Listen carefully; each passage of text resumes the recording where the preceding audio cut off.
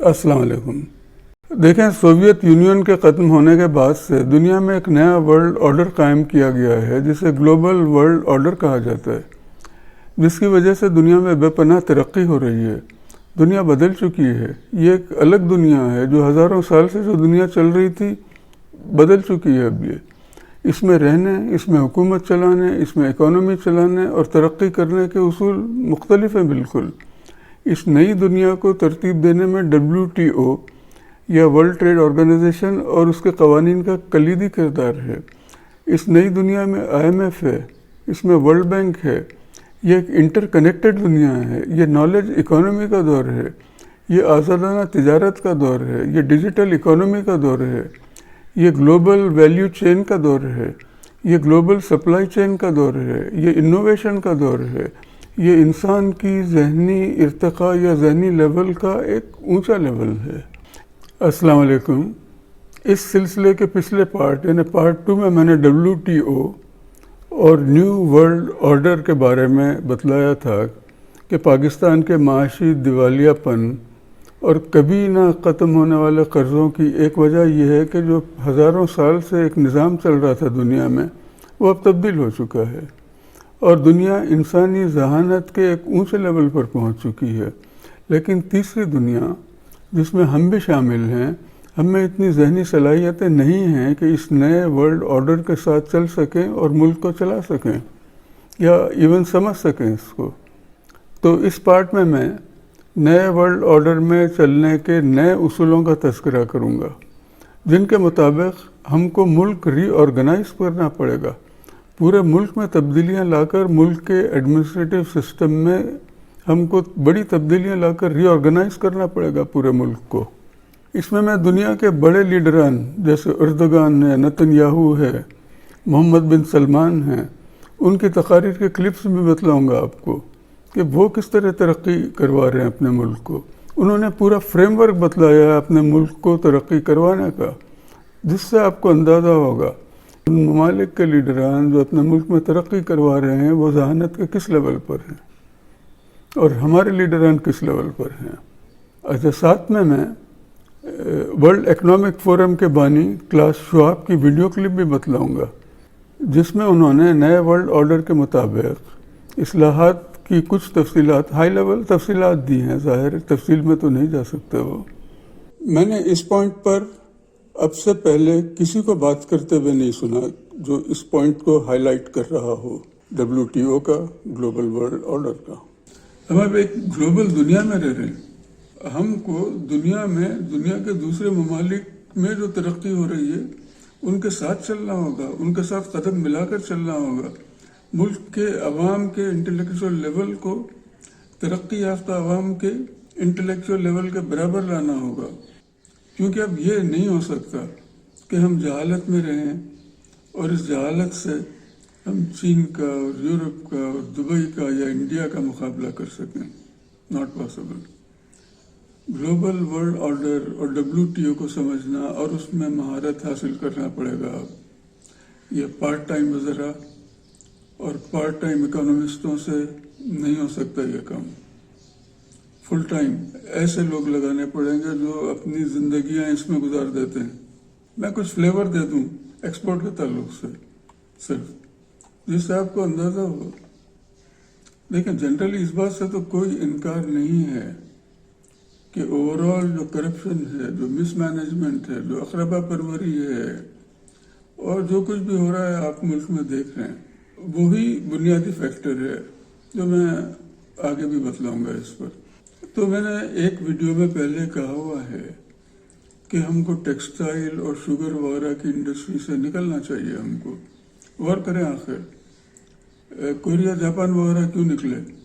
تھوڑا غور کریں، سمجھ میں آ جائے گا۔ سوال یہ ہے کہ پھر اگر ٹیکسٹائل اور گارمنٹ سے ہم نکل جائیں تو پھر آخر کریں کیا؟ آخر وہی ہے، ٹیکسٹائل گارمنٹ ہی ہے جو کچھ کما کے دے رہا ہے ہم کو۔ آپ کو وہ کرنا پڑے گا جو دوسرے کامیاب ممالک کر رہے ہیں۔ ہمارے پالیسی میکرز کو اور معیشت چلانے والوں کو اور ملک میں جنرلی بھی ہم کو گلوبل ویلیو چین کیا ہے یہ پڑھنا پڑے گا، یہ سمجھنا پڑے گا، اس میں گھس جانا پڑے گا، اس کی مہارت حاصل کرنی پڑے گی۔ ہمارے پالیسی میکرز کو اور معیشت چلانے والوں کو گلوبل سپلائی چین دیکھنا پڑے گا. سپلائی چین کیا ہے گلوبل، اس میں مہارت حاصل کرنی پڑے گی، اور پھر اس کے مطابق مینوفیکچرنگ پالیسیز اور ٹریڈ پالیسیز بنانی پڑے گی. پورے ملک کو ان چیزوں کے ساتھ الائن کرنا پڑے گا، جیسے WTO کی پالیسیز ہیں، اور یہ جو میں نے ذکر کیا ان کی گلوبل ورلڈ آرڈر کیا ہے، گلوبل سپلائی چین کیا ہے، گلوبل ویلیو چین کیا ہے، ان سب چیزوں کو سمجھنا پڑے گا، اور ملک کو اس کے حساب سے ری آرگنائز کرنا پڑے گا. ہمارے ملک کو اکانومی چلانے کا کام سول سروس نہیں ہو سکتا. وہ دن گئے جب کوئی بھی غیر پڑھا لکھا بھی آ کر اکانومی چلا لیتا تھا. گیا وہ دن. اب ایکسپرٹس چاہیے. سول سروس کے ہاتھ سے نکالنا پڑے گا ان کو. انڈسٹریلسٹ پہ زیادہ بھروسہ کرنا پڑے گا ان کو. جس طرح آپ دیکھیں دوسرے ملکوں میں جو انڈسٹریلسٹ ہیں وہ چلاتے ہیں نا ان ممالک کو. مائکروسافٹ چلا رہا ہے نا امریکہ کو، گوگل چلا رہا ہے نا امریکہ کو، سیمسنگ چلا رہا ہے نا کوریا کو، اور اسی طرح کے ادارے جاپان میں بھی. ہمارے کہاں پرائیویٹ ادارے؟ لانا پڑے گا ان کو. ملک کا نظام صحیح کرنا پڑے گا، جس میں سول سروس ہے، عدلیہ ہے، پارلیمنٹ ہے، پولیس ہے. ان سب کو صحیح کرنا پڑے گا. پارلیمنٹ کو اس قابل بنانا پڑے گا کہ وہ نئے حساب سے قوانین بنائے. پارلیمنٹ کا جو اس وقت انٹلیکچوئل لیول ہے اس کو ذرا دنیا کے جو دوسرے پارلیمنٹس ہیں ان کے تعلیم سے، ان کے تجربے سے کمپیئر کریں ذرا، تاکہ آپ کو پتہ چلے. اسی طرح انصاف کا نظام صحیح کرنا پڑے گا، ہماری جوڈیشری یعنی، تاکہ ہم کو لنڈن کے کورٹس پہ ڈپینڈ نہ کرنا پڑے. اور پھر انٹرنیشنل جو ڈیمانڈز ہیں، انٹرنیشنل مارکیٹس ہیں، گلوبل ویلیو چین ہے، اس کے حساب سے ہم کو پروڈکٹس بنانی پڑیں گی. یعنی جن پروڈکٹس کی ڈیمانڈ ہے اور جہاں ڈیمانڈ ہے، جس میں بجائے پوری پروڈکٹ بنانے کے SMEs ہیں، کمپوننٹس ہیں. مینوفیکچرنگ انٹرنیشنل اسٹینڈرڈ کے حساب سے ہونا لازمی ہے. تو کوالٹی سسٹمز کو لانا پڑے گا، ورکرز کی ٹریننگ کرنی پڑے گی. آپ دیکھیں جس طرح پچھلے زمانے میں مہتر اور بھنگی جو ہیں وہ ہسپتالوں میں نرسنگ کا کام کرتے تھے. بغل میں انہوں نے جھاڑو دبائی ہوئی ہوتی تھی، وہی اپنا مریض کو ہینڈل وہی کرتے تھے، بلکہ اسپتال میں ڈاکٹر کا اسسٹنٹ بھی وہی ہوتے تھے. لیکن میڈیکل سروس صحیح کرنے کے لیے کیا کرنا پڑا؟ ان کو فیز آؤٹ کرنا پڑا. ان کی جگہ نرسوں کی ٹریننگ کا انتظام لانا پڑا، نرسوں کو اپ گریڈ کرنا پڑا. تو اس وقت جو ہماری حکومت کا جو حساب کتاب ہے وہ وہی ہے جو پچھلے زمانے کا مطلب آج سے 30 سال پہلے، 40 سال پہلے کی بات کر رہا ہوں میں. جس طرح ہسپتال چلائے جاتے تھے، جو لوگ چلاتے تھے، وہی حال ہماری حکومت کا ہے. اسی قسم کے لوگ حکومت چلا رہے ہیں. اسی طرح اسٹینڈرڈائزیشن کرنا پڑے گا پروڈکٹس کا، تاکہ آپ جو پروڈکٹ بنائے وہ دنیا میں کہیں پہ بھی استعمال ہو سکے. یہ نہ ہو کہ وہ صرف آپ ہی کا استعمال ہو سکتی ہے. پروڈکٹ کا سرٹیفکیشن کروانا پڑے گا، انٹرنیشنل کوالٹی سرٹیفکیشن کروانا پڑے گا. دنیا میں کیا ہو رہا ہے؟ آپ پاکستان میں جو ٹی وی ہے وہ تو دنیا کے کوئی پروگرام نہیں بتلاتا سوائے پاکستان کے. یہی حال اخباروں کا. دنیا میں کیا ہو رہا ہے ہم کو نہیں پتا. ہمیں جہالت کے ایک آئلینڈ میں بیٹھے ہیں. ہمارے اطراف پوری دنیا میں ترقی ہو رہی ہے، ہم جہالت میں بیٹھے ہیں. تو اگر ہم کو ترقی کرنا ہے، ان کے ساتھ چلنا ہے، ان کے پیر سے پیر ملا کر چلنا اگر ہے، تو ہم کو دیکھنا پڑے گا دنیا میں کیا ہو رہا ہے. کیونکہ گلوبل ورلڈ ہے. ہم کو پتہ ہونا چاہیے کہ ساؤتھ امریکہ میں کیا ہو رہا ہے. ہم کو پتہ ہونا چاہیے کہ نئی اکنامک پاورز کیا آ رہی ہیں. ہم کو پتہ ہونا چاہیے کہ نئے پروڈکٹس کیا آ رہے ہیں. The US government is at war with the crypto industry, and it is employing a sneaky new tactic to try and bring it down. It's become increasingly apparent over the last few months that the US administration, along with various other arms of the state, such as the Federal Reserve and the Justice Department, are targeting any banks that work with crypto companies, basically trying to cut crypto out of banking services. ہم کو پتہ ہونا چاہیے کہ نئے business models کیا ہیں. ہم کو فورتھ انڈسٹریل ریولوشن جو ہو رہا ہے اس کا پتہ ہونا چاہیے، یعنی ہمارے اکنامک مینیجرز کو اور ہماری پرائیویٹ سیکٹر کو، تاکہ فورتھ انڈسٹریل ریولوشن میں ہم بھی شامل ہو سکیں. And we are just now where we move into the exponential phase. And I agree, artificial intelligence, but not only artificial intelligence, but also the metaverse, new space technologies, and I could go on and on, synthetic biology. Our life in 10 years from now will be completely different, very much affected, and who masters those technologies in some way will be the master of the world.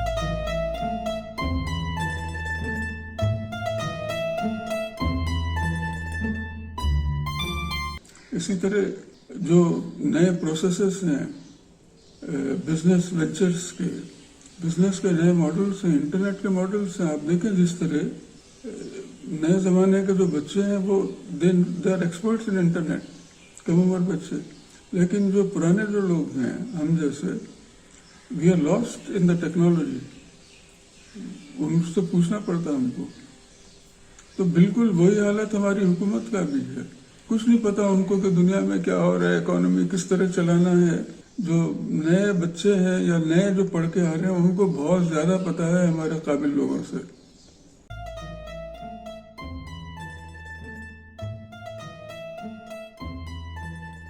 बल्कि मैं कहूँगा कि जो हमारे economic managers हैं, जो globalisation की जो मूवमेंट शुरू हुई थी आफ्टर सोवियत कोलैप्स, उसके पहले जिन लोगों ने भी क्वालिफाई किया था इकोनॉमिक्स वगैरह में या जो भी है, they have to update their knowledge.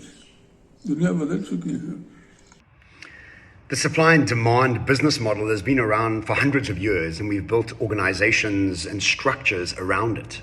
But we have a bunch of new business models emerging, and here's 4 quick ones for you to think about when you're thinking about developing strategies for tomorrow. One is called the transformation economy. No more is it the experience economy where we want to create experiences for our guests and customers. Now we're looking for transformative experiences where we actually change who we are. Think of 2 brands like CrossFit, where you go into the brand, experience the brand, and leave totally different. And that's why it's grown so much around the world. And the other one is the Burning Man brands around the world. You have Africa Burn, you have many burns in Israel, Kenya, obviously Burning Man in the States. You go into those experiences and you leave a totally different person. So transformation economy. The second one is called the smartness economy. It's like the electrical economy back in the 1900s. But this one is all about AI, is having AI attach itself to every rudimentary product out there. Think about today where everything has electricity attached to it, from your toothbrush to your washing machine. This is the exact same thing when it comes to AI. And so the smartness economy is attaching AI to all our everyday products. The third one is called curate, match, and facilitate. It's a business model that Spotify has done exceptionally well, where they build algorithms using data and machine learning processes to curate something for you, match it to your personal style, and facilitate it for $5 a month. And imagine holidays or hotel rooms or dating being curated, matched, and facilitated for you. And the fourth business model is all about economies of learning. It's not about economies of scale, but economies of learning. And Shein has done this really well, the clothing brand from China, where we are their design house. They look at all the clothes that have been liked and shared the most on social media, and they use that as their design machine, and then computer generate 10 different variations in 20 different colors and put it up onto their website, having 10,000 new styles added to their website today through a process of economies of learning using data and AI. So when you're thinking about tomorrow, don't think about economies of scale, don't think about supply and demand, think about the smartness economy, the transformation experience that we are seeking, the curate, match, and facilitate process that Spotify has done so well, and the economies of learning ideation that makes your business a lot more cost effective. 4 business strategies for your tomorrow teams. तालीम के निज़ाम में इनकलाबी तब्दीलियाँ लाना अवलिन काम है, जिसमें नाकामदेही को मुकम्मल ख़त्म करने के प्लान्स बनाने होंगे।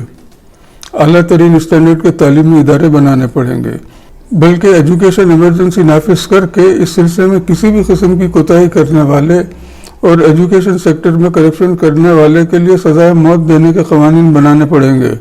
हमको इस हद तक जाना पड़ेगा। तालीमी इदारों और प्राइवेट सेक्टर में बड़े पैमाने पर रिसर्च का काम शुरू करना पड़ेगा। रिसर्च अब बुनियादी फैक्टर होना चाहिए हमारे मुल्क का। ये नकल करके पास होने वाले आज के दौर के मुल्क नहीं चला सकते। मेहतर और भंगियों से मॉडर्न सर्जरीज नहीं करवा जा सकती। आप देखें गैर ममालिक में भी क्या होता है, उनके जो प्रेसिडेंट्स हैं, उनके जो प्राइम मिनिस्टर्स हैं, देयर इकोनॉमिस्ट्स, उनका जो लेवल है आप देखें, जैसे इस तरह आप देखें ट्रम्प था, ट्रम्प चाइना के अगेंस्ट गया, ट्रम्प हुआवी के अगेंस्ट गया, he was a president, economic policy दे रहा था वो, और वही पॉलिसी आज तक फॉलो हो रही है। जो प्रेसिडेंट है या जो प्राइम मिनिस्टर है, वो ना सिर्फ वो बल्कि वो फॉरेन पॉलिसी देखते हैं, उनको इल्म होता है कि दुनिया में क्या हो रहा है, यूक्रेन में क्या हो रहा है, रशिया में क्या हो रहा है, ये सब पता होना चाहिए। हम ये जहालत के आइलैंड में रहें तो कुछ नहीं हो सकता। अच्छा, आप ये तुर्की के सदर अर्दगान, इसराइल के वज़ीर-ए-आज़म नेतन्याहू और सऊदी अरब के मोहम्मद बिन सलमान की तकारीर के क्लिप्स देखें जरा। Daha çok üreteceğiz. Daha çok ihraç edeceğiz. Depoları kilitlemenin anlamı yok. İhraç, ihraç, ihraç. Üretimi askıya alalım. Çok ciddi yanlış yaparsınız. Üretim, üretim, üretim. Yola devam. Daha çok istihdam oluşturacağız. Daha çok ter dökeceğiz. Daha çok emek vereceğiz. Dışarıdan dövizle aldığımız her ürünün daha iyisini, daha kalitelisini burada üretip biz dışarıya satacağız. Amerika'nın elektronik ürünlerine biz boykot uygulayacağız. Onların iPhone'u varsa öbür tarafta Samsung var. Kendi ülkemizde Venüs var, Vestel var. Biz bunları uygulayacağız. Ne yaptığımızı, ne yapacağımızı anlasınlar. Dolayısıyla biz kendimize yeteceğiz. Olmayanı da üreteceğiz. Dışarıya para verip yaptırdığımız her işin daha güzelini yapıp biz dışarıya servis edeceğiz. The good news doesn't stop merely with Israel's strong military. It continues with Israel's strong economy. It's a tremendously strong economy.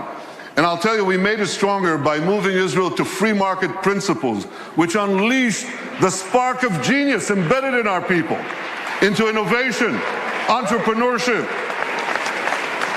And there's a revolution taking place. This couldn't happen at the better time. Look at the 10 leading companies in 2006. 5 energy companies, one IT company, Microsoft. And a mere 10 years later, 2016, a blink of an eye in historical terms, it's completely reversed. 5 IT companies, 1 energy company left. The true wealth is in innovation. You know these companies, Apple, Google, Microsoft, Amazon, Facebook. Guess what? They all have research centers in Israel. All of them. Major research centers. And they're not alone. There are hundreds more. And there's a reason. Something is going on. It's a great change. You want to hear jargon?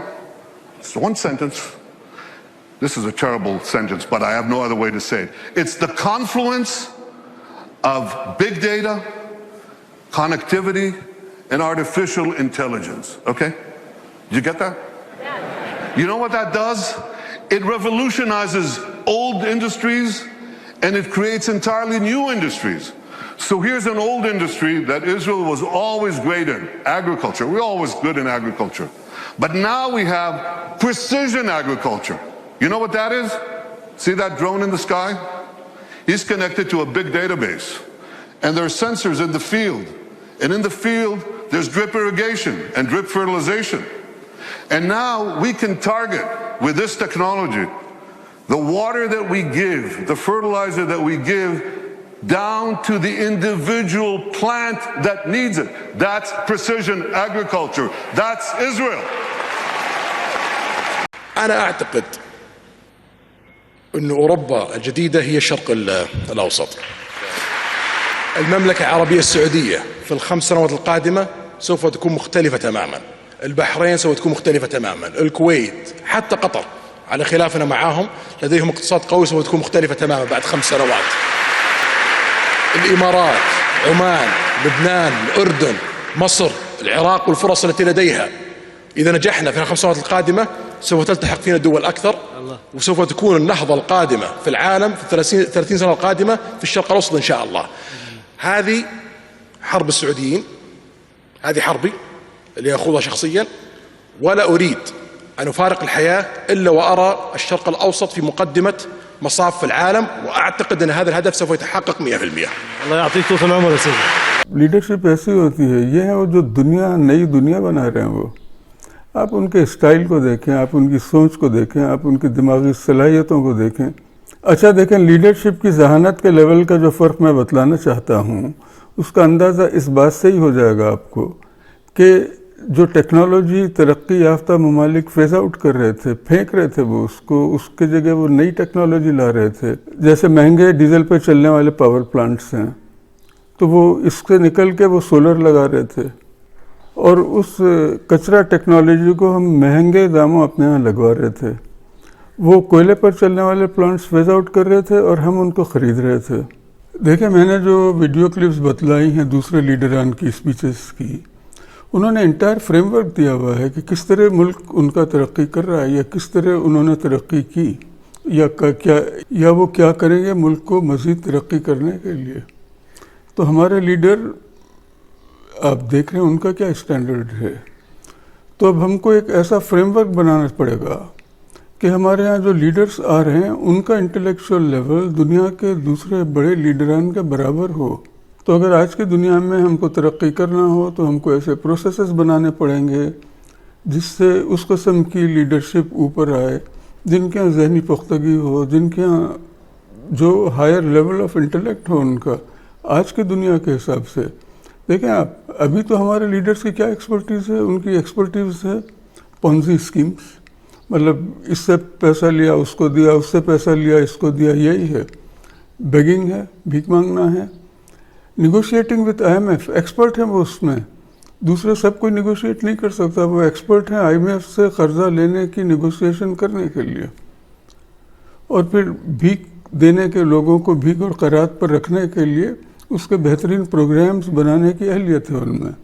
इससे ज़्यादा नहीं है अहलियत उनकी. तो अब हमको उनका जो इंटेलेक्चुअल लेवल है लीडरान्स का वो ऊंचा करना पड़ेगा. उसके बगैर अवाम का इंटेलेक्चुअल लेवल ऊपर नहीं आ सकता, क्योंकि वही हैं जो स्पीयरहेड करेंगे अवाम की अक़ल व दानिश में और ऊपर ले जाने के लिए. अच्छा देखें, पिछले पार्ट में मैंने कुछ मॉरल इंटेलिजेंस के बारे में ज़िक्र किया था. इसी ज़मन में मैं यहाँ पाकिस्तान की या पाकिस्तानियों की मौजूदा अहलियत या कम्पिटेंसीज़ क्या हैं पाकिस्तानीज़ की, इसके लेवल के बारे में मैं आपको कुछ बतलाऊँगा ताकि बेसिकली बेंचमार्क हो जाए कि हमारा तरक्की का सफ़र कहाँ से शुरू करना है या कहाँ से शुरू किया जाना चाहिए. मेरी दानिश में हम अभी तक प्री इंडस्ट्रियल एज में ही रह रहे हैं. प्री इंडस्ट्रियल एज क्या थी? वो आज से 300-400 साल पुराना जो ज़माना था जिसमें तमाम काम बुनियादी तौर पर हाथ से ही किए जाते थे.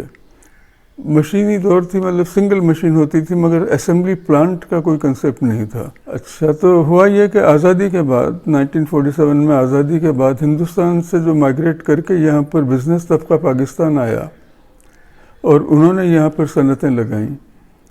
सनतों से अगेन मेरा मतलब है इंडस्ट्रियल स्केल पर मैन्युफैक्चरिंग. तो उन्होंने जिन सनतों की बुनियाद डाली थी हम आज भी वही हैं. अच्छा, इन सनतों में कुछ ऐसी हैं जो मशरक़ी पाकिस्तान में भी लगी थी, तो हम उन सनतों से आज तक भी आगे नहीं बढ़ पाए. कोई और नया इनोवेशन हम नहीं कर सके. मसलन मैं कुछ गिनवाता हूँ उन इंडस्ट्रीज़ को जो उस ज़माने में लगवाई थी उन्होंने. वो है टेक्सटाइल है, गारमेंट्स हैं, केमिकल्स हैं. केमिकल प्लांट्स उस ज़माने में ही लग गए थे. सीमेंट मैन्युफैक्चरिंग शुरू हो चुकी थी. तेल है, घी है, साबुन है, शैम्पू है, ब्यूटी प्रोडक्ट्स हैं. جوتوں کی لیدر انڈسٹری ہے، فارماسیوٹیکلس ہیں، فلور ملز ہیں، شوگر ملز ہیں، رائس ملز ہیں، کنسٹرکشن کے بے تحاشا سامان کی فیکٹریز تھیں، اس کے علاوہ پینٹ بنانا، تالے بنانا، پلمبنگ کا سامان، سینیٹری کا سامان، اس کے علاوہ کھانے پینے کا سامان، مثلاً کولڈ ڈرنکس ہیں، ڈبل روٹی، مکھن، دودھ، بسکٹ، چاکلیٹ وغیرہ، یعنی ان سب کی انڈسٹریل اسکیل پہ مینوفیکچرنگ۔ اچھا، اسی طرح اخبارات، پرنٹنگ ہے، میگزینس کی پرنٹنگ ہے، کار کے بھی کچھ ایک دو، زیادہ نہیں، کار کی بیٹریز وغیرہ اس زمانے میں بنتی تھیں۔ اس کے علاوہ ایک آدھ اور کوئی صنعت ہوگی یا دو چار ہوں گی چلیں، جیسے ٹائر ٹیوب کی فیکٹری ہے یا چائے کی فیکٹریز ہیں جو میں دیکھتا ہوں اشتہارات، گلاس کی فیکٹریز ہوں گی، گلاس کا مطلب یہ کہ کنسٹرکشن کا گلاس، لیکن یہ کنہوں نے شروع کی اس کے بارے میں مجھے علم نہیں ہے۔ تو آپ دیکھیں کہ 50 سال کے بعد بھی ہماری جو لوکل صنعتیں ہیں، لوکل اونرشپ کی جو صنعتیں ہیں وہ یہی ہیں، یعنی ہم ان سے آگے نہیں بڑھ پائے، کسی نئی انڈسٹری میں نہیں گئے، جیسے الیکٹریکل میں نہیں گئے، الیکٹرانکس میں نہیں گئے، کنزیومر گڈز میں نہیں گئے، کراکری میں نہیں گئے، کٹلری میں نہیں گئے، کٹلری میں تھوڑا بہت وہی ہاتھ سے ہی ہوتا ہے، انڈسٹریل اسکیل نہیں ہے، کنزیومر گڈز میں ہم نہیں گئے۔ جو پچھلی صنعتیں تھیں ان میں ہی ہاریزنٹل اور ورٹیکل ایکسپینشن کافی ہوا، مگر کوئی نئی صنعت میں ہم نہیں گھس سکے۔ تو جو پچھلی صنعتوں سے آگے نہیں بڑھ سکے اس کی شاید وجہ یہی ہے، بلکہ مجھے یقین ہے کہ یہی ہے وجہ، کہ وہ جو ٹیکنالوجی آئے تھے تو اس سے ہی سیکھ کر لوگ اس کو ہی یا انہی لوگوں کو استعمال کر کے نئی فیکٹریز لگائی گئیں، کیونکہ ٹیکنالوجی تو تھی، یا یہ وہ لوگ تھے جو ایک جگہ چھوڑ کر دوسری جگہ گئے اور وہاں جا کر انہوں نے ٹیکنالوجی ٹرانسفر کی۔ اچھا، باقی جو صنعتیں ہیں جن میں پاکستان نے ترقی کی، مثلاً سرجیکل ٹولز ہیں، کارپیٹ ہے، فٹ بال ہے، زیورات ہیں، تو آپ دیکھیں یہ ہینڈی کرافٹس ہیں، یہ انڈسٹریل اسکیل پہ نہیں کام کیا جاتا، یہ سب ہاتھ سے کام کیا جاتا ہے ان کا۔ اچھا، اسی طرح دیکھیں ایگریکلچر ہے، جو کہ پاکستان ایک ایگریکلچر کنٹری ہے، ہم کو تو ایگریکلچر میں we should have been at top of the world, سب سے آگے ہونا چاہیے تھا ہم کو، نہیں ہم صدیوں پرانے طریقے ابھی بھی استعمال ہو رہے ہیں۔ اچھا، ان کے علاوہ الیکٹریکل اور میکینیکل انجینئرنگ میں بھی چند اچھی صنعتیں لگیں، جیسے سائیکل ہے، بلکہ موٹر سائیکلیں بھی ہیں اس میں، سیونگ مشین ہے، الیکٹرک کے پنکھے ہیں، الیکٹرک موٹرز ہیں، گیس کے گیزرز ہیں، ٹریکٹرز ہیں، کنسٹرکشن کا سامان ہے، مثلاً کیلیں ہیں، اسکروز ہیں، قبضے، ہینڈل وغیرہ ہیں۔ اور میں سمجھتا ہوں کہ یہ ٹیکنالوجی بھی انڈیا سے ہی لائی گئی تھی، کیونکہ انڈیا ہم سے کچھ آگے تھا اس زمانے میں۔ لیکن یہ سب انڈسٹریز بھی اسمال انڈسٹری میں یعنی ہینڈی کرافٹ کی طرح ہی بنتے ہیں کہ ایک ہال لے لیا، اس میں لوگوں کو جمع کر لیا یا کمرے میں کام کیا اور اسی سے ہی آگے تھوڑا بڑھ گئے۔ ان انڈسٹریز میں بھی انڈسٹریل اسکیل پر مینوفیکچرنگ نہیں کی جا سکی۔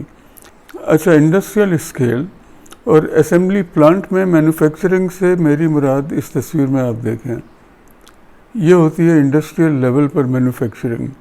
تو انڈسٹریل لیول پر مینوفیکچرنگ نہ ہونے کی وجہ سے ہم پرائسز میں کمپیٹ نہیں کر سکتے، اور اس وجہ سے ہم ان مصنوعات کی ایکسپورٹ بھی نہیں کر سکتے۔ مزید یہ کہ ان کی ٹیکنالوجی میں بھی کوئی تبدیلی نہیں لائی جا سکی، وہی پرانے ہاتھ یا پیر سے چلائی جانے والی سیونگ مشینیں چل رہی ہیں، وہی مشینیں ابھی تک بن رہی ہیں، وہ کارخانے ابھی تک چل رہے ہیں۔ جبکہ ٹیکسٹائل انڈسٹری میں جدید سلائی کی مشینیں، جو کہ ہزاروں کے حساب سے ضرورت ہوتی ہے، بلکہ شاید لاکھوں کے حساب سے ہو، الیکٹرانک ڈیزائن بنانے کی مشینیں ہیں جو لاکھوں کی تعداد میں باہر سے امپورٹ کی جاتی ہیں، لیکن پاکستانی مشینیں جو ہیں وہ دیہاتوں میں استعمال ہوتی ہیں۔ تو یہ جو پاکستان کی جو مشینیں ہیں سلائی کی، تو کسی ٹیکسٹائل انڈسٹری جو ہے ہماری بڑی، کہیں پہ بھی یہ استعمال نہیں ہوتی۔ اچھا، اسی طرح آپ دیکھیں انیفیشینٹ موٹرز ہیں، پانی چڑھانے والے ٹیوب ویلز ہیں، گیزرز ہیں، وہی پرانے اور زیادہ انرجی استعمال کرنے والے انیفیشینٹ چیزیں ہیں، یہ ابھی تک بن رہی ہیں، یہ کوئی انوویشن نہیں ہے۔ البتہ پنکھوں کی صنعت میں میں سمجھتا ہوں کہ کچھ بہتری ہوئی ہے، ٹریکٹرز کا بھی یہی حال ہے۔ یعنی عموماً ایک دفعہ کسی طرح کوئی انڈسٹری لگ جائے یا کوئی لگوا دے تو اس میں کوئی انوویشن نہیں ہوتا، نہ اس کو جدید کرنے کی کوشش کی جاتی ہے. تو آہستہ آہستہ یہ صنعتیں، کمپٹیشن جیسے ہی آتا ہے تو یہ صنعتیں ختم ہو جائیں گی. میرے علم میں صرف ایک پروڈکٹ ہے جو ورلڈ کلاس پروڈکٹ بنا رہا ہے، اور وہ ہے باتھ روم فٹنگز کا. میرے علم میں نہیں ہے کہ یہ کمپنی بھی ایکسپورٹ کر رہی ہے یا نہیں. اچھا، موٹر سائیکلوں میں بھی شاید ایک آدھ کوئی کام کر رہا ہے، بیٹری کی موٹر سائیکلیں بنانے پر شاید کامیابی ہو جائے. اچھا، اسی طرح لوکل رکشا بن رہے ہیں، یعنی پیسنجر رکشاز، جو وہی تھرڈ کلاس کوالٹی ہے ان کی، لیکن اس کا بھی مجھے نہیں پتا کہ ان کے جو انجنس ہیں وہ امپورٹڈ ہیں یا لوکل بن رہے ہیں. باڈی تو ان کی وہی ہے، ٹین وین لے کے اپنا کاٹ پیٹ کے بنا دی باڈی. اچھا، جن ایریاز میں صنعتی ترقی ہوئی ہے یا صنعتیں لگی ہیں، یا تو وہ غیر ملکی کمپنیاں ہیں جیسے لیور برادرز ہیں، یا غیر ملکی سپرویژن میں اور کوالٹی کنٹرول میں یہاں کام ہو رہا ہے، یعنی باہر والے کام کروا رہے ہیں یہاں پہ اپنے سپرویژن میں. تو آپ دیکھیں پاکستانی عموماً پری انڈسٹریل ایج میں ہی رہ رہے ہیں. رورل ایریاز میں پورا آپ دیکھ لیں. میں اس کی مثالیں دوں تو یہ سیشن بہت طویل ہو جائے گا. ایک دو مثالیں دوں گا. کاروبار وہی چھوٹی دکانوں پر، ٹھیلوں پر، پورے پاکستان میں 10-12 شاید مالس ہیں پورے پاکستان میں. مٹی کے برتن عام ہیں، مٹکے ہیں، دیگچی ہیں، چولہے وہی مٹی کے چولہے ہیں، پودوں کے گملے ہیں، بندر کا تماشا آپ عام دیکھ سکتے ہیں، سانپ اور نیلوں کی لڑائی دکھانے والے ابھی بھی عام گھومتے ہیں. ہمارے مقابلے میں آپ دیکھیں ہمارے اطراف کے کئی ممالک جو آزادی کے وقت ہم سے زیادہ پسماندہ تھے، کیونکہ ہمارے یہاں انگریز تھا تو ہم تو آگے تھے، تو وہ ہم سے زیادہ پسماندہ تھے. تو ہمارے اطراف کئی ممالک نے جو آزادی کے وقت ہم سے زیادہ پسماندہ تھے وہ ٹرانسفارم ہو گئے. وہ الیکٹرانکس میں ہیں، آرٹیفیشل انٹیلیجنس میں ہیں، انٹیگریٹڈ سرکٹس میں ہیں، اور ہم ملیٹنسی میں، جہالت میں، لاقانونیت میں، کرپشن میں، مذہبی انتہا پسندی میں، درگاہ کلچر میں، مدرسہ کلچر میں ہم آگے نکل گئے. سب کو پیچھے چھوڑ دیا.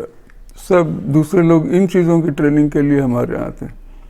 ہمارے درسگاہیں جو ہیں باہر سے سب ان چیزوں کی ٹریننگ کے لیے ہمارے یہاں آتے ہیں. ہماری مسجدیں بھری ہوئی الحمدللہ، بہت اچھی چیز ہے، لیکن تعلیمی ادارے خالی ہیں. تو اس سے میں کیا نتیجہ اخذ کروں؟ نمبر 1 کہ بطور ایک ملک اور ایک قوم ہم لوگوں میں ترقی کرنے اور انوویشن کرنے کی اہلیت کی شدید کمی ہے. آپ لوگوں کو دیکھ لیں، ہمارے دیہات دیکھ لیں، ہماری آبادیاں دیکھ لیں، ہمارے بازار دیکھ لیں، ان کی ذہنی صلاحیتیں اس سے ہی آپ کو پتہ چل جائے گا. تو نہ ہمارے عوام میں یہ اہلیت، نہ ہمارے لیڈران میں یہ اہلیت ہے. نمبر 2، ہمیں چھوٹے بزنس اور کارخانے لگانے، گھروں میں سامان بنانے، ہینڈی کرافٹ لیول کا کام کرنے کی اہلیت ہے، یہ میں مانتا ہوں. ہم انفرادی طور پر اچھے کرافٹس مین اور ماہر ہیں اور ہو بھی سکتے ہیں ہم، لیکن بڑے بزنس لگانے، بڑی صنعتیں لگانے اور چلانے کی اہلیت نہیں ہے. اور ان بڑی چیزوں میں ہوتے ہوتے آپ کے یہاں ملک آ جاتا ہے پاکستان. لیکن آپ کو پتہ ہے کہ کرافٹس مین شپ میں انڈیا کے جو لوگ تھے وہ زمانہ قدیم سے ہی دنیا میں سب سے آگے تھے، یہ لیڈر تھے یہ دنیا میں.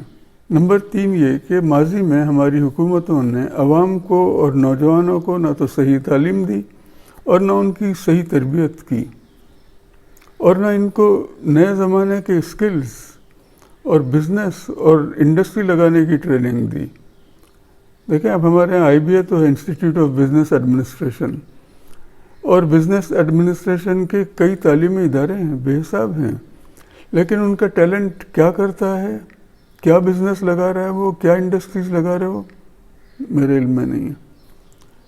نمبر 4 یہ کہ حکومتوں میں یہ اہلیت نہیں ہے کہ وہ صنعتی ترقی کی پالیسیاں بنا سکیں یا صنعتی ترقی کروا سکیں، یا پرائیویٹ ملکیت کی لوکل جو صنعتیں ہیں ان میں ترقی کروا سکیں، یا حکومتی ملکیت میں جو ادارے ہیں ان کو چلا سکیں، جیسے PIA ہے، اسٹیل مل ہے. آپ دیکھیں کبھی بھی جمہوری حکومتوں کے دور میں یہ منافع نہیں کر سکے. یہ صرف فوجی ادوار میں یہ ترقی کرتی رہیں یہ انڈسٹریز. تو جس کی وجہ سے لوکل صنعتیں جو بھی تھیں وہ تباہ ہو گئیں، برباد ہو گئیں. اور اب ٹریجک، جو ریئل ٹریجک ہے وہ یہ ہے کہ وہ جو اسکلز تھیں اب تو وہ بھی ختم ہو گئی ہیں. बहरहाल मैं उसको डॉक्यूमेंट इसलिए कर रहा हूँ, बुनियादी वजह यह है कि जिसने भी फ्यूचर में पाकिस्तान को तरक्की की राह पर लगाना हो तो उसे चैलेंजेस का इल्म हो, हमारी वीकनेसेस का पता हो, उसको हमारी स्ट्रेंथ्स का पता हो और उसके मुताबिक प्लान बनाए। अब आप ये वर्ल्ड इकोनॉमिक फोरम के बानी क्लास श्वाब की 4th इंडस्ट्रियल रेवोल्यूशन के बारे में क्लिप देखें, जो कि इस वक्त दुनिया में चल रहा है 4th इंडस्ट्रियल रेवोल्यूशन, जिससे अंदाज़ा होगा कि दुनिया किस लेवल पर है, हम कहाँ पर हैं, आखिर हमारी हुकूमतें कहाँ हैं। He is talking about agile governments. हमारी हुकूमतें समझती हैं इस बात को। The fourth industrial revolution will impact our lives completely. It will not only change how we communicate, how we produce, how we consume, it will change actually us, our own identity. And of course gives life to such policies and developments like smart traffic, smart government, smart cities. What we will see is that everything will be integrated into an ecosystem driven by big data and driven particularly by close cooperation also of governments with business, civil society. And this revolution will come at a breathtaking speed. It will be like a tsunami.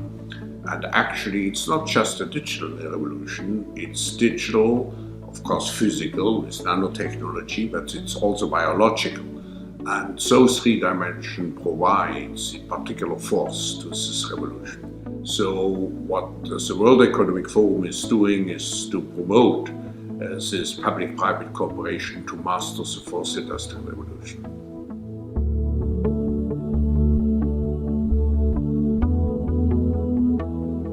The fourth industrial revolution will have multifold impacts. Of course, every industry will be digitalized, will be disintermediated, and has to define a new business model. But it's not only business which is affected, it's government which has to move over to agile government. It is society as a whole, with the danger of job losses, but also with the need to reskill and upskill people fast. So there's an impact on society. So we will have to prepare very well for this revolution, and I feel that the Asian countries with a relatively young population can manage and master this revolution easier compared to other countries in the world.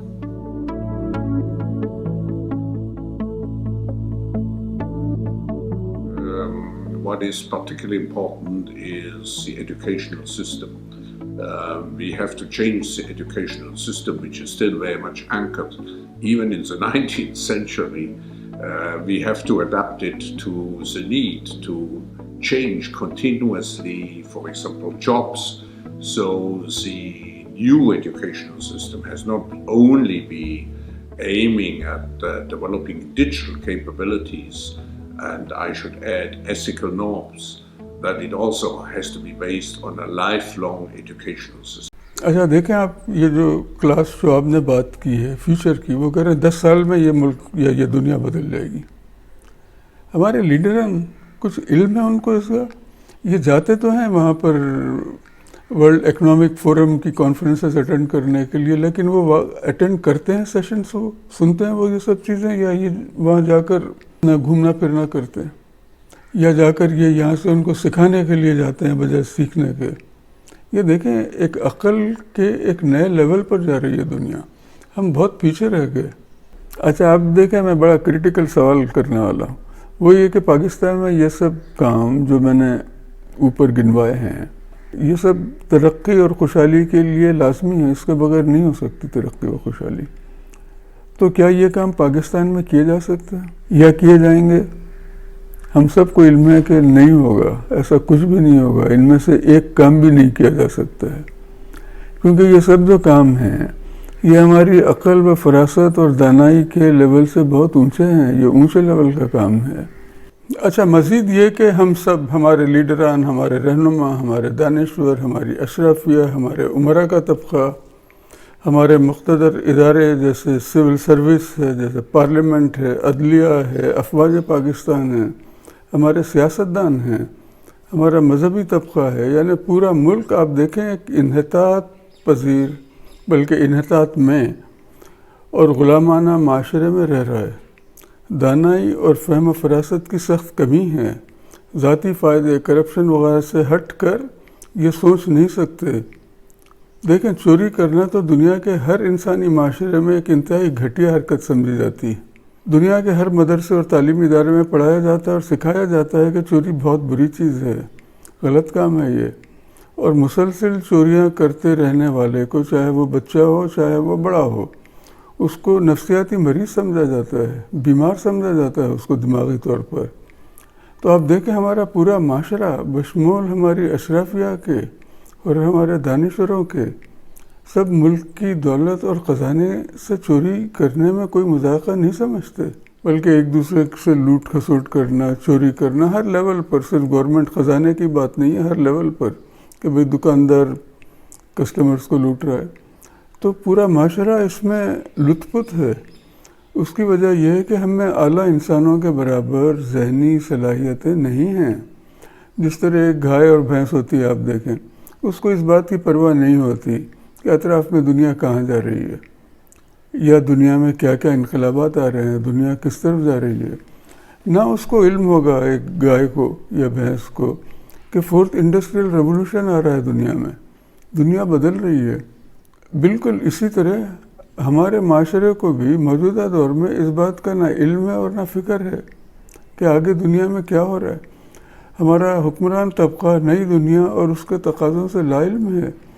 دیکھیں، میں نے جو ابھی videos بتلائی ہیں، leaders کے clips بتلائے ہیں، تو جو دنیا کے حکمران ہیں وہ اپنے ملک کو اور اپنی عوام کو ایک نئی طرف لے کر جا رہے ہیں، ترقی کی طرف لے کر جا رہے ہیں، لیکن ہمارے یہاں حکمران بھی ان تقاضوں سے لا علم ہے اور انہوں نے باقی عوام کو بھی ان نئے دنیا کے تقاضوں سے لا علم رکھا ہوا ہے۔ اچھا، اور میں سمجھتا ہوں کہ ہمارے اس قسم کے کردار میں کوئی بدنیتی نہیں ہے، بلکہ ہم میں ذہنی صلاحیت نہیں ہے اس لیول کی۔ اس وجہ سے میں یہ سمجھتا ہوں کہ پاکستان اور پاکستانیوں کا مستقبل ایسا ہی رہے گا جیسے اس وقت ہے، یا اس سے مزید بدتر ہوتا چلا جائے گا، اور بہتری کی امید رکھنا سوائے خوش فہمی کے کچھ نہیں ہے، انلیس کوئی ایسی لیڈرشپ آئے جو پورا انٹلیکچوئل لیول جو ہے ہمارا اس کو اونچے لیول پر لے کر جائے، جس طرح چائنیز کا تھا۔ آپ دیکھیں چائنیز بھی، وہ بھی اوپیم میں پڑے ہوئے تھے پچھلی تمام صدی، وہ افیم چوستے بیٹھے ہوتے تھے، بدل گیا نا، تو بدلا جا سکتا ہے، مگر اس قسم کی لیڈرشپ آنے کی امید نہیں ہے۔ ہم یہ جہالت کے آئلینڈ میں رہیں تو کچھ نہیں ہو سکتا۔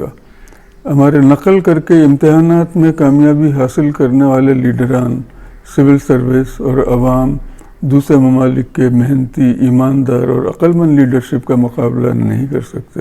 دوسرے ممالک اپنی عقل اور دانائی سے دنیا پر حکومت کر رہے ہیں۔ جاہل کی قسمت میں غلامی کے سوا کچھ نہیں ہوتا۔ اچھا، اس پارٹ میں نے نیو ورلڈ آرڈر کے بارے میں صرف ہائی لیول جو کام ہونے چاہیے وہ دیے ہیں تاکہ اندازہ ہو سکے کہ کس قسم کے کام کرنے ہیں نیو ورلڈ آرڈر میں۔